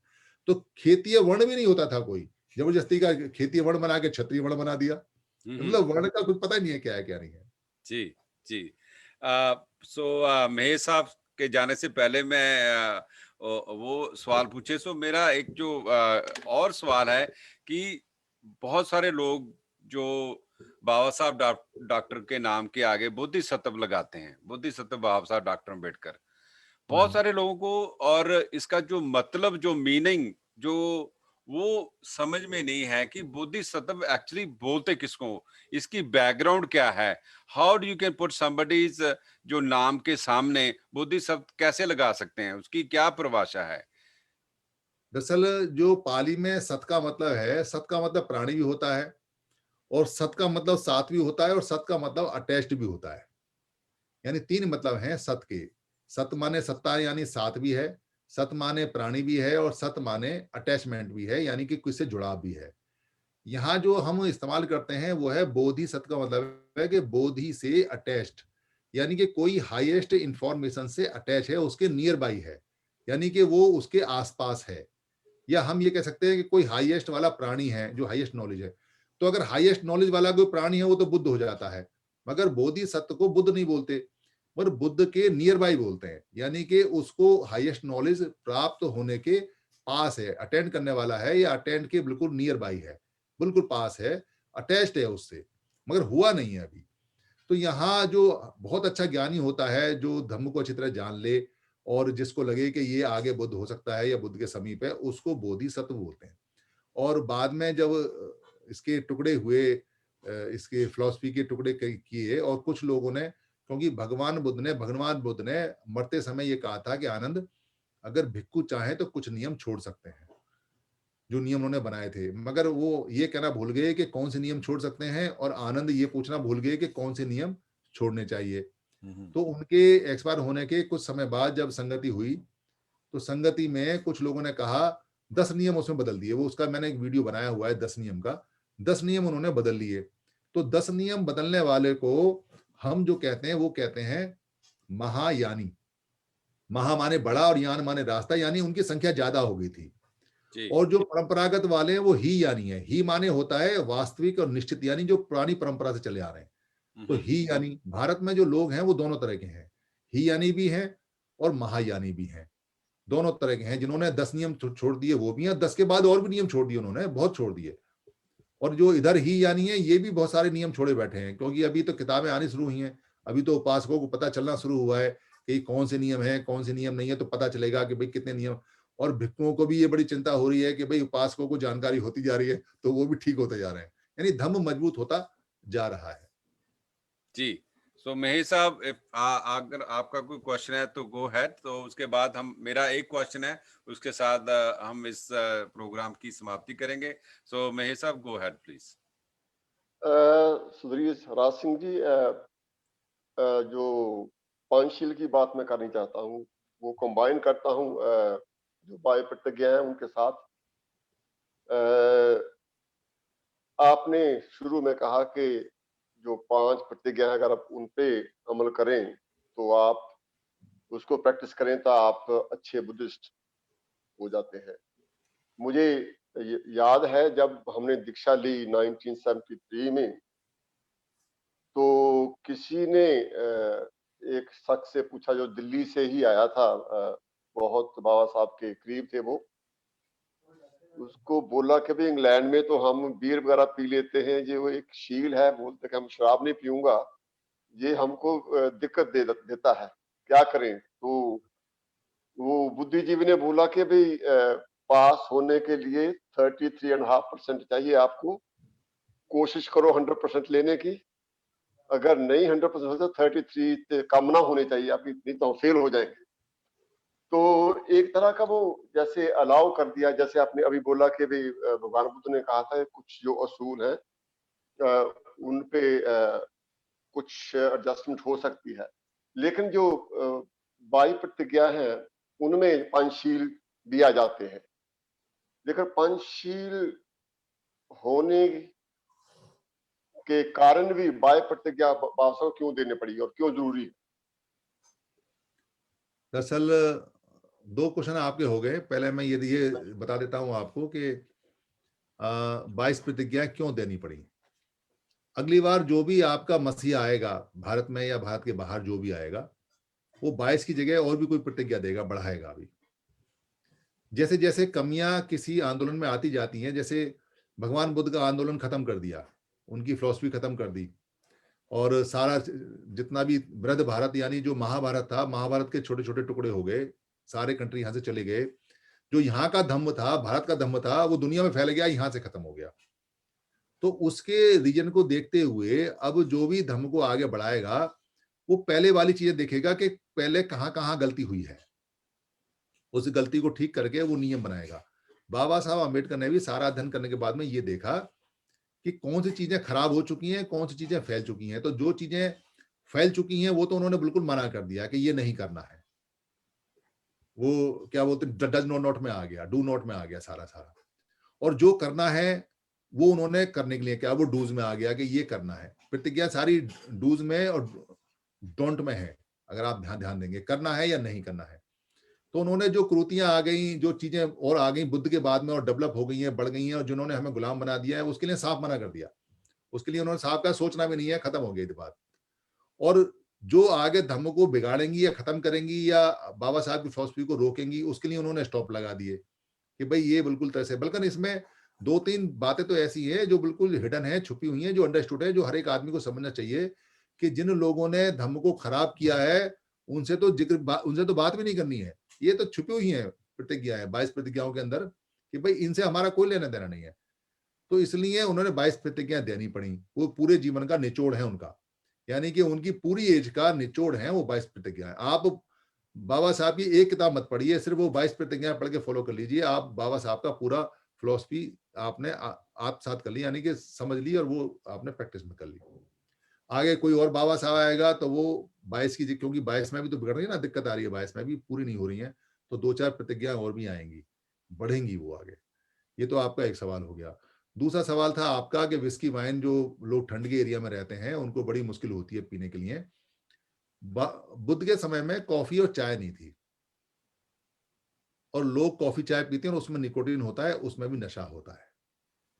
ठीक है, पहली बात। दूसरी बात यह है कि बुद्ध ठंडे एरिया से नहीं आए हैं, क्योंकि उस समय बुद्ध कहीं यूरोप नहीं गए या कहीं हिमालय पर्वत पर जाके उन्होंने कहीं देखा नहीं, और उस समय तक वाइन और विस्की के डेवलपमेंट था भी नहीं। बेसिकली इसमें एक हिडन चीज है कि सुरामेर मज्जा क्यों मना करते हैं कि सुरामेर मज्जा की जो क्वांटिटी उस समय बहुत ज्यादा लोग लेते थे, और वो शराब नहीं थी, बेसिकली कुछ और तरह का पदार्थ था। तो वो जो पदार्थ लेते थे वो माइंड को पूरी तरह से डाइवर्ट कर देता था और माइंड क्रिमिनल हो जाता था, और साधना विपश्यना में तो लगेगा नहीं। मगर अगर आप कोई दवाई के तौर पे कोई चीज लेते हैं और आपको उसको एडिक्शन नहीं है, एडिक्शन कैसे, मतलब आप थोड़ा इसको समझ लीजिए कि जैसे मैं रात को दूध पी के सोता हूं, अब दूध तो शराब है नहीं, मगर मैं दूध पी के सोता हूं और दूध का मुझे हैबिट पड़ गया, आदत पड़ गया, अब मुझे उसका राग हो गया, बिना दूध के नींद नहीं आएगा। अब मेरे घर में सारा सामान बिक गया उस दूध के चक्कर में, मुझे दूध पीना है। अब आप पूरी दुनिया में कहीं पूछाइए कि भाई सुधीर दास सिंह शाम को दूध पी के छोड़ते हैं, ये कोई व्यसन तो है नहीं। मगर यहाँ तो दिक्कत हो रही है कि बिना दूध पिए नींद नहीं आती। जैसे शराबी को शराब पिए बिना नींद नहीं आती, ऐसे ही दूध पिए बिना नींद नहीं आ रही। तो शराब में दूध में दोनों में बराबर चीज आ गई। अब मैंने अपनी पत्नी से कहा कि भाई मुझे दूध ला के दो। अब पत्नी कहती है घर के तो सारे बर्तन बिक गए, अब दूध नहीं आ सकता। भाई मैं कुछ नहीं जानता, दूध ला के दो। तो सारा कुछ बेच दिया उसने। अब वो कोई इलीगल काम करके, लीगल काम करके, या कहीं उधार मांग के या कैसी करके दूध अगर मुझे लेके आती है, तो उस दूध के चक्कर में तो पूरा घर खत्म हो गया, और ऊपर से क्या बोलते पाप आने शुरू हो गए घर के अंदर। जैसे शराबी के घर में सारा सामान उसका बिक जाता है, तो दूध में और शराब में कोई अंतर नहीं है। तो बेसिकली इंपॉर्टेंट क्या है, इंपॉर्टेंट है जो मुझे राग लग गया है, जो मुझे व्यसन लग गया है इस चीज का। जैसे किसी के घर में शराब पड़ी है, उसने कभी एक आध पैग लिया या नहीं लिया, उसे वो व्यसन नहीं है, वो अल्कोहल है। अगर उसको अल्कोहल मान के पीता है और वो पीने के बाद में कोई हरकत नहीं करता है या उसको व्यसन नहीं होता है, तो इसमें कोई दिक्कत तब तक नहीं आती जब तक आपके मन पे उसका प्रभाव नहीं आता। आपका मन अगर उसमें प्रभावित हो गया और वो बुरी एडिक्शन में चला गया, वो खराब हो गया, तो आपको प्रभावित करेगी। और दूध भी वही काम करेगा, पान भी वही काम करेगा, सिगरेट भी वही काम करेगी, बीड़ी भी वही काम करेगी। या आपको नॉनवेज खाने की आदत पड़ गई या आपको टमाटर खाने की आदत पड़ गई, तो आपको दरअसल राग किस चीज का हुआ है। सारा किस्सा राग का है कि आपके मन में राग कितना आया है। इसलिए अगर आप रोज शाम को बिना पिए नहीं सोते हैं, तो वो तो आपके लिए जहर होगी, उसे तो छोड़ देना चाहिए। मगर आपने कहा कि आज ठंड ज्यादा है और चाय पी ली तो भी गर्म हो गई, और चाय नहीं पी, गर्म पानी पिया तो भी गर्म हो गए, और आपको लगा कि अल्कोहल एनर्जी देगा, वो फटाक से पी लिया आपने, तो वो ले लिया, और आपके मन पे कोई प्रभाव नहीं पड़ा और फैमिली पे कोई प्रभाव नहीं है उसका, तो कहीं कोई इतनी ज्यादा बड़ी दिक्कत नहीं है। वैसे तो देखो, जो अंधभक्त है वो तो कहेंगे कि नहीं जी, जब सुरामेर मज्जा कहा है तो आपको 100% छोड़ना चाहिए। मगर मैंने विपස්සना किया हुआ है। साधना करने में अगर आप कोई भी नशीला पदार्थ पीते हैं, यहां तक कि अगर गर्म चाय भी पीते हैं, कॉफी पीते हैं, तो साधना में विघ्न पड़ता है। और अगर आप ज्यादा पी लेते हैं निकोटीन या शराब ज्यादा पी लेते हैं, तो आपकी जो नेगेटिव एनर्जी है वो एक्टिवेट हो जाती है। यानी शराब पीने के बाद में फिर गलत बातों में ध्यान जाता है। जी मगर अगर आप एक पैक पी के और एनर्जी लेके और सही काम करते रहते हैं, हंसते बोलते हैं, तो फिर वो दवाई के रूप में आप ले सकते हैं। उसमें मन पे मत लेके आइए उसे। जी जी, धन्यवाद। बहुत बहुत धन्यवाद। या सुधीर जी, आपका बहुत बहुत धन्यवाद। मैं एक बार फिर जो साथी हमारे दम्मा वेव जो पेज के साथ जुड़े हैं, और मैं आपका बहुत बहुत धन्यवाद करते हैं हम, और रिक्वेस्ट भी करते हैं इस पेज को ज़्यादा से ज़्यादा आप शेयर करें, सब्सक्राइब करें। और जो लास्ट 2 क्वेश्चन है सुधीर जी, जैसे आपने शुरू शुरू में बताया कि भगवान बुद्ध, तथागत बुद्ध जो खुद भी फार्मर थे, आज फार्मर आंदोलन बहुत जोर शोर से भारत के अंदर चल रहा है, और जिसके अंदर हम प्राउडली ये भी बोल सकते हैं कि बनते स्मित रतन जी और बड़े जोर शोर से वहां पे उन्होंने हिस्सा लिया और अपनी प्रेजेंटेशन दी, और पूरा किसान आंदोलन के साथ खड़े हैं। और कई लोग जो जब पंजाब के कुछ ऐसे प्रचारक हैं, वो भिक्खू संघ को ऐसे एक्सप्लेन करते हैं कि ये तो मांगने वाले लोग हैं, ये तो भक्ति वाले लोग हैं, मेडिटेशन करते हैं, इनका और कोई काम नहीं है। लेकिन आज हम समझते हैं कि जो समीत रतन जी, जो बनते समीत रतन जी किसान आंदोलन के अंदर बैठे हैं, उन्होंने अपनी एक बार बता दी कि जैसे आपने बोला कि भगवान बुद्ध खुद भी फार्मर थे। तो आप इसको कैसे एक्सप्लेन करते हैं, और जो बाकी भिक्खू संघ है उसको कैसे आप एक्साइट करते हैं कि इस आंदोलन का हिस्सा बनना चाहिए, और हमारे एज अम्बेडकराइट बुद्धिस्ट लोगों को इसको कैसे देखना चाहिए? आनंद जी, मैं जब फिल्लौर में गया था एक बार धम्मा फेडरेशन में, तो वहां उन्होंने मुझसे कहा कि हमारे यहाँ जो भिक्खू होता है उसको यहाँ भिखमंगा कहते हैं। जी और पंजाब में एक इमेज है कि भिक्खू भी भिखमंगा होता है। जी तो उन्होंने कहा कि इसके ऊपर वीडियो बनाइए, तो मैंने 2-3 वीडियो बनाई थी उसके ऊपर कि भाई भिखारी नहीं होता भिक्खू। है क्या बेसिकली कि भगवान यानी भगवा, भगवा भी बोलते हैं ना भगवान बुद्ध को, क्योंकि उस कपड़े का नाम भगवा रंग पड़ गया। तो भगवा रंग जो था वो भगवान बुद्ध से आया था, क्योंकि उन्होंने वो ड्रेस बनाई थी उस समय तक। तो उस ड्रेस के यानी कि उस रंग का जलवा इतना ज्यादा हो गया, उसके अंदर जो लोग रहते थे वो इतने ईमानदार और शुद्ध थे कि उनकी छवि दूर दूर तक हो गई, और लोग उनको बिना मांगे भी खाना देते थे। फिर बहुत सारे लोग उस रंग के कपड़े पहन के आ गए, उनको कुछ नहीं पता था, उनको भी खाना मिलने लगा, दुकान चल गई उनकी। तो पंजाब और पंजाब के पीछे के जो लोग हैं, यानी पाकिस्तान का पंजाब और जो अफगानिस्तान वाला जो हिस्सा है और जो ईरान के अंदर भी छोटा सा है, यहाँ के लोग बड़े अच्छे होते थे, बड़े शुद्ध होते थे, पूरा धम्म जानते थे। अब वो जो पीले कपड़े पहन के और बुद्ध की बजाय जो दूसरे लोग आ गए, उन्होंने जो वहां शोषण किया, लूटपाट किया, और वहां जो भिखारी बन गए और जो मांग के खाने लगे, उन्होंने वहां जो भिक्खू थे उनकी इमेज खराब कर दी, इमेज का फायदा उठा लिया। तो उन्हें हर पीले कपड़े वाला भिखमंगा ही लगता है, तब से ही लगता है। और उसी से परेशान होकर वो सारे सारे उन्होंने वो सब चेंज किया, जो अपना फिलॉसफी चेंज की, इसीलिए चेंज की क्योंकि उनके पास में बुद्ध की फिलॉसफी रही नहीं, और जो फिलॉसफी आई वो उनके काम की थी नहीं। गुरु नानक ने जो फिलॉसफी दी वो उनके काम की थी, बेटर थी उससे, तो उन्होंने वो सारी अडॉप्ट कर ली और वो सब उसमें आ गए। तो वही इंप्रेशन बना हुआ है कि ये पीले कपड़े वाले तो भिखमंगे और भिखारी हैं, तभी का बना हुआ है। इसलिए वो हेयरआर्की चलती रहती है, जो एक पीढ़ी से दूसरी पीढ़ी में, कि भाई ये भिखमंगे भिखमंगे हैं। तो यहाँ ये बताने की आवश्यकता है कि पूरे भारत के अंदर 2 ही तरह के काम हुआ करते थे, या तो खेती है, और पूरी दुनिया में भी यही काम थे, और या फिर जंगल में जानवरों को मार के उनका मांस या अंडा या उनकी खाल लेके आना। तो हमारे जो मूल निवासी अधिकतर लोग थे वो अधिकतर खेत का काम किया करते थे, खेतीय लोग थे। तो भगवान बुद्ध के तो बताते हैं कि इतने ज्यादा खेत उन्होंने बनाए। खेत कैसे बनाते थे? पत्थरों को निकाल के खेत बनाते थे उस समय, कोई जी रजिस्ट्री वगैरह कुछ नहीं।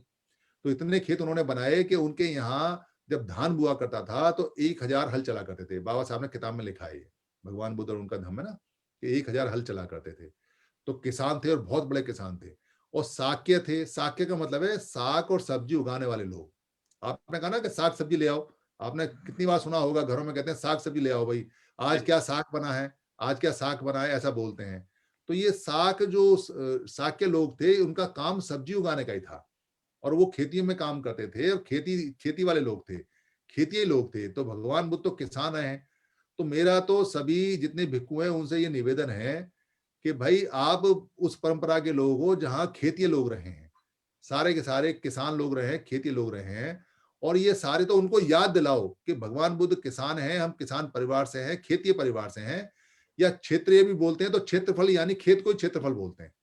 तो हम क्षेत्रीय लोग हैं, क्षत्रिय लोग हैं, तो हमको भगवान बुद्ध के वंशजों की हेल्प करनी चाहिए। आज वो संकट में है, और जो जहां है जैसे उसको उसी हिसाब से कहना चाहिए, और भगवान बुद्ध को स्थापित करना चाहिए कि वो किसान थे, हम उनके वंशज किसान हैं, तो सबके साथ हम हैं।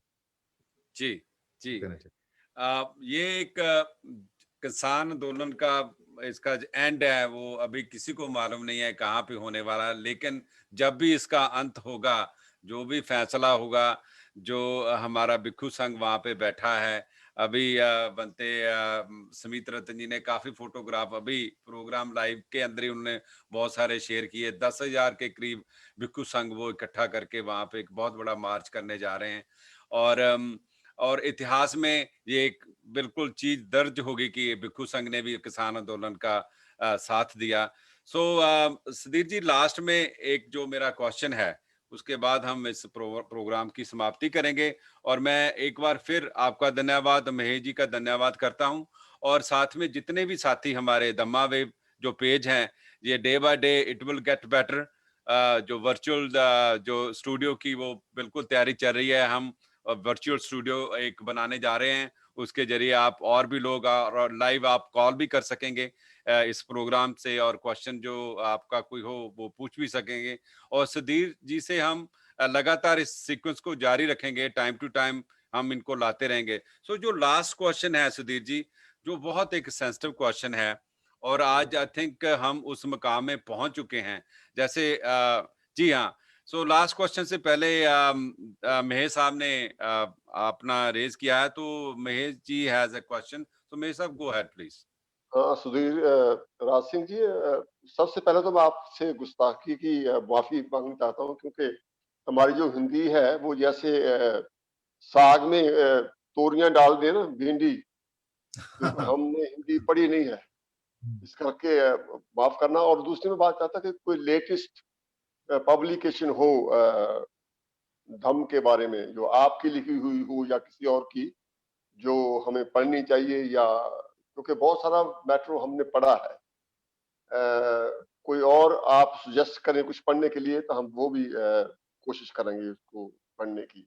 आपका बहुत बहुत धन्यवाद, आपने हमारी बातों का बुरा नहीं मनाया, लेकिन आपने सभी का जवाब दिया। बहुत बहुत शुक्रिया आपका, बहुत बहुत धन्यवाद। धन्यवाद, धन्यवाद आपका। थैंक यू महेश साहब। जैसे जो लास्ट क्वेश्चन जो है, हम अम्बेडकराइट लोग, अम्बेडकराइट बुद्धिस्ट लोग, जब हम देखते हैं कि बुद्धा एंड धम्मा को पढ़ते हैं, हम बुद्धा एंड धम्मा की पढ़ने के बाद हम उसी को उसी तरह जो बुद्धिज्म को मानना चाहते हैं। तो लास्ट क्वेश्चन ये है कि बाबा साहब का जो सपना था कि भारत को प्रबुद्ध भारत बनाना है, तो ये जो उसका उनका ड्रीम था, वो उसको हम उसके ऊपर कैसे काम कर सकते हैं, वो जो उनका सपना कहाँ तक पहुंचा, ये हमारा लास्ट क्वेश्चन है इस सेगमेंट का, और इसके साथ ही हम प्रोग्राम की समाप्ति करेंगे। सो प्लीज इसके अंदर आप 5 और 7 मिनट प्लीज सुधीर जी आप एक्सप्लेन कीजिए। जो महेश जी ने कहा था, एक तो वो ये कि किताब है तो हमने लिखी नहीं कोई भी, क्योंकि किताब लिखने में टाइम बहुत लगता है। महेश जी, आप सुधीर राज सिंह करके सर्च करेंगे तो यूट्यूब पे आपको सारी वीडियो बुक मिल जाएंगी, क्योंकि हमने जो बुक बना रहे हैं वो वीडियो में बना रहे हैं सारी, तो ठीक वीडियो है, बुक में जानकारी ज्यादा होती है। आप वीडियो बुक सुनेंगे तो आपको पढ़ने की आवश्यकता नहीं पड़ेगी, लगातार सुनते रहिए, उसमें जानकारी बहुत है। बहुत बहुत दूसरा, धन्यवाद। हाँ, दूसरा जो आपने कहा कि बाबा साहब का जो एक ऑब्जेक्ट था, ये सपना था कि प्रबुद्ध भारत हमें बनाना है और प्रबुद्ध भारत पे काम करना है। दरअसल सबसे पहले प्रबुद्ध का मतलब समझिए, क्योंकि हमारे जो लोग हैं ना वो समझते हैं कि प्रबुद्ध का मतलब है कि सब लोगों को बुद्ध धर्म में लेके आना है तो प्रबुद्ध हो जाएगा। और यहाँ जो प्रबुद्ध का मतलब है इंटेलेक्चुअल बनाना, प्रबुद्ध का पाली में पबुद्ध बोलते हैं इसको। पबुद्ध का मतलब है इंटेलेक्चुअल भारत बनाना। और इंटेलेक्चुअल भारत बनाने के दो तरीके हैं। एक है आपका नौकरी वाला ज्ञान, यानी कि आप डिग्री लें किसी कॉलेज से, किसी स्कूल से, वो नौकरी के लिए है। और एक ये है कि आप डिग्री लें जीवन को सुखी बनाने के लिए, देश को आगे बढ़ाने के लिए, सुखी और देश को इंटेलेक्चुअल बनाने के लिए। उसके लिए आपको बुद्ध की फिलॉसफी को एक्सेप्ट करना पड़ेगा, उसको प्रैक्टिस में लेके आना पड़ेगा और उसके लिए पंचशील है। तो बाबा साहब ये मानते थे कि एक समय आएगा जब जितने भी भारत के मूल निवासी हैं, ये बुद्ध की फिलॉसफी को मानेंगे, चाहे ये पढ़े लिखे हैं या नहीं है, और ये 5 सील पे मानेंगे। 5 सील के बड़े फायदे हैं। अगर एक रिक्शे चलाने वाला भी 5 सील का पालन करता है, तो वो गुटखा नहीं खाएगा, शराब नहीं पिएगा, जुआ नहीं खेलेगा, व्यभिचार नहीं करेगा। जब ये सारे काम नहीं करेगा, तो जितना वो कमाएगा, उसमें से भी बच जाएगा। क्योंकि अधिकतर पैसा इन चीज़ों में खर्च होता है। रोटी में कितना पैसा खर्च होता है, कपड़े में कितना खर्च होता है। दिल्ली के अंदर ₹100 में जो आपके यहाँ से जैकेट आती है, वो उसे अच्छे खासे लोग पहन रहे हैं यहाँ। जो यूके से, कनाडा से और ऑस्ट्रेलिया से, अमेरिका से जो कपड़ा आता है, वो पूरा शिपमेंट आती है भर के, यहाँ ₹100 में वो जैकेटें बिकती हैं। और सारे जितने भी मॉडर्न, जितने भी पढ़े लिखे और महंगे-महंगे लोग हैं, वो सब यहाँ लाइन लगा के खरीद रहे हैं। मतलब गरीबों के लिए तो वो पहुँच नहीं पा रहा है। पंजाब में थोड़ा बहुत पहुँचता है, बाकी जगह नहीं पहुँच पा रहा है वो। तो कपड़े में पैसा खर्च नहीं होता, खाने में खर्च नहीं होता, पैसा खर्च होता है व्यसन में। जो वो शाम को दारू की बोतल लेके आता है, ₹100 कमाया नहीं और ₹80 की दारू खरीद लाया, तो ₹20 में घर कैसे चलाएगा? पढ़ेगा कब? लिखेगा कब? क्या बच्चों को पढ़ाएगा? मारेगा बच्चों को, पढ़ाएगा, उनका टाइम खराब करेगा। तो बाबा साहब ने बहुत बारीक अध्ययन किया सारे धम्म का, और उन्होंने पूरे धम्म का निचोड़ दिया भगवान बुद्ध और उनका धम्म। और उसी में उन्होंने, कमाल की बात ये है कि जो 22 प्रतिज्ञाएँ थी, उनमें उन्होंने पंचशील डाला हुआ है। यानी कि वो पंचशील को डायरेक्ट ना देके इनडायरेक्ट उन्होंने कहा हुआ है कि ये आपको मानना है। यानी मैं इसको कह रहा हूँ, वो 22 प्रतिज्ञाओं में वो आपको मानना है। तो पंचशील इतने इम्पोर्टेंट हैं कि आप बुद्ध का नाम भूल जाइए।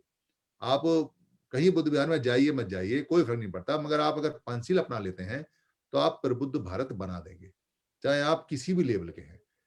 तो हम प्रचार नहीं कर पाए कि हमारे जो सील इतने इंपॉर्टेंट हैं, इनका कितना फ़ायदा है। जैसे मैंने 5 सीलों के ऊपर वीडियो बनाई है। मैंने पहली बार उसमें बताया है कि भई एक सील के अपनाने से कितने फ़ायदे होते हैं और ये सील है क्या, क्या नहीं है। हम सीलों को खाली याद करके और भूल के निकल जाते हैं। बंदे जी ने कहा सील ले लो, हमने सील ले लिए, फिर अगले दिन सील ले लिए, फिर अगले दिन सील ले लिए, फिर अगले दिन सील ही नहीं आई हमारे पास। मतलब पूरा जीवन निकल गया सील लेते-लेते और सील नहीं समझ पाए।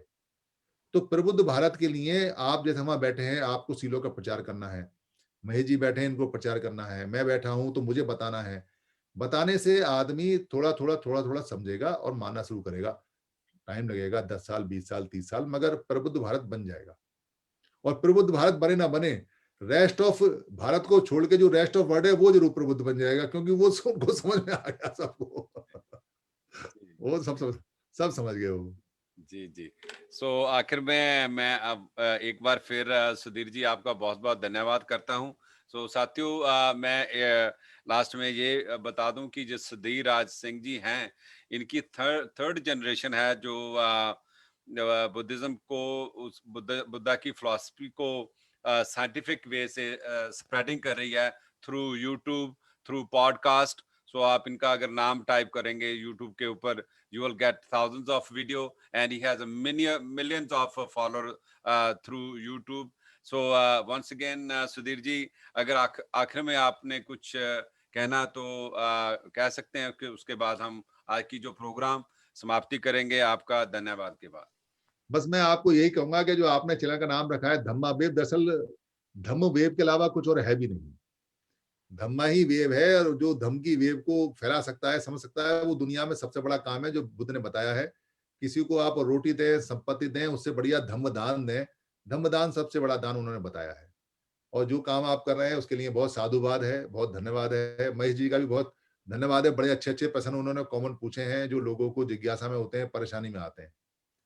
और मैं आपका बड़ा आभारी हूँ कि आपने मुझे पहले एपिसोड के लिए बुलाया, चुना और हमारी बातचीत हुई, धम्म थोड़ा-सा और आगे बढ़ा। उसके लिए आपका आभार है। सभी का आभार है जो शायद हमारे सुन रहे हैं सब लोग। धन्यवाद। और आखिर में मैं जो हमारी सारी इस पूरे प्रोग्राम के पीछे एक हमारी एक बहुत बड़ी टीम है उनका मैं धन्यवाद करता हूं, जिसके अंदर हमारे आदरणीय हरबंस बिरदी जी, जिन्होंने आपके साथ हमारा रास्ता करवाया और कनेक्टिविटी हुई उसके बाद महेश साहब हैं यूके से, और कृष्णविंदर बिल्ला जी हैं, कुमार जी वहाँ से यूके से हैं, एंड मनोहर लाल बिरदी जी वो भी यूके से हैं। जो कनाडा की टीम है उसके अंदर हमारे परम कैंथ और सरजीत बैंस और महेंद्र सल्लन जी, ये सारे हमारे सहयोगी, और भी बहुत सारे नाम हैं। और हमारे चंचल बहन जी जो हमारी एक और भी टीम है एस कनाडा, वो भी हमें इस प्रोग्राम के लिए दम्मा वेव को सहयोग करती हैं। चंचल माल और हरजिंदर माल और जो सारी टीम है, और भारत से भी हमारी एक बहुत बड़ी टीम है जुड़ी हुई है। हम सारी टीम की तरफ से आपका धन्यवाद करते हैं। और जितने भी साथी हमारे इस प्रोग्राम में शामिल हुए यूट्यूब फेसबुक के जरिए, और ये प्रोग्राम वहाँ पे रहेगा तो आप टाइम टू टाइम इसको वॉच भी कर सकते हैं, शेयर भी कर सकते हैं। इसके साथ ही आप सब लोगों का नमो बुद्धाय, जय भीम, थैंक यू, धन्यवाद। जय भीम, नमो बुद्धाय, धन्यवाद। जय भीम, नमो बुद्धाय।